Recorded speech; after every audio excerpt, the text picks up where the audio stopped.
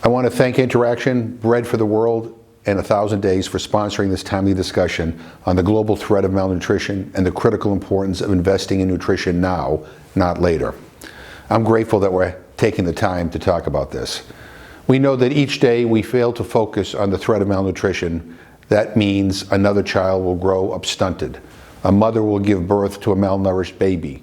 An adolescent will be unable to learn. A young person will be too tired to work, and a family and community will have a diminished future. 4 years ago, we were so optimistic. We had made such progress and had plans to do even more. Then we started seeing an alarming rise in hunger and food insecurity due to climate change, an onslaught of natural disasters, conflict, and war. I believe one of our next speakers is going to describe the situation in Yemen, one of the worst humanitarian crises in the world. We were determined not to lose ground, not to lose the progress that we had achieved. But then came 2020, a year none of us could have predicted, a year that none of us can forget, its impact on our nation, its impact on the world.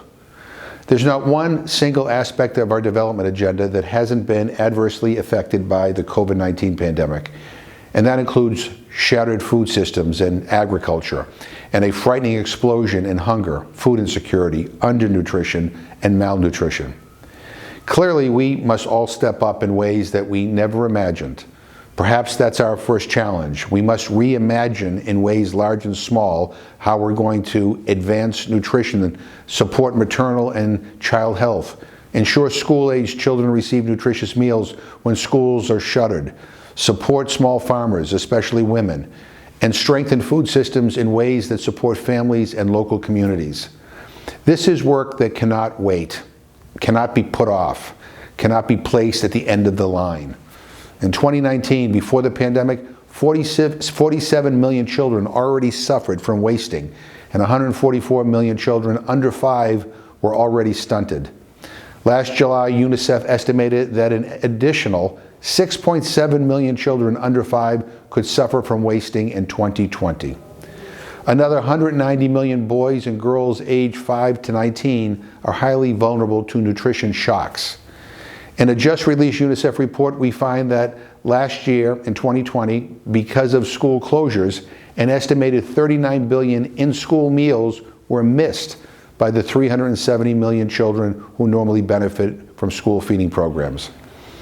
I remember visiting a McGovern Dole program at an elementary school on the edges of the Kibera slum in Nairobi, Kenya. I sat at a table sharing with the kids a meal of what looked like hot mush. The little boy sitting next to me kept glancing around, and then he'd scoop out handfuls of his mush and stuff it into his pockets, several times in a row. When I asked the principal about it later, she told me that he was taking food home to his younger siblings. Well, that boy is a young man now, and I wonder how he and his family are surviving these difficult times. I worry about today's boys and girls and their brothers and sisters who no longer receive nutritious meals in schools. I worry about the mothers and infants who aren't receiving specially tailored food and resources to keep healthy and nourished during these difficult times. And I worry about young girls and boys trapped at home, unable to go to school, who lack food, face abuse, have no support, and who may even be forced into marriage or other violent and exploitive situations. I worry, but we can respond. We know the level of resources required from the United States and other nations to keep the crisis of malnutrition and food insecurity from getting worse. And we know that we must begin laying the groundwork now for recovery. Now, I know the professionals at USAID, the CDC, and the State Department, they know this. They understand the problem and the chaos that could arise in the future from failing to aggressively address these crises now. I have great hope that the Biden administration understands that global health and food security, including nutrition, are priorities when dealing with the pandemic today and planning for tomorrow's recovery.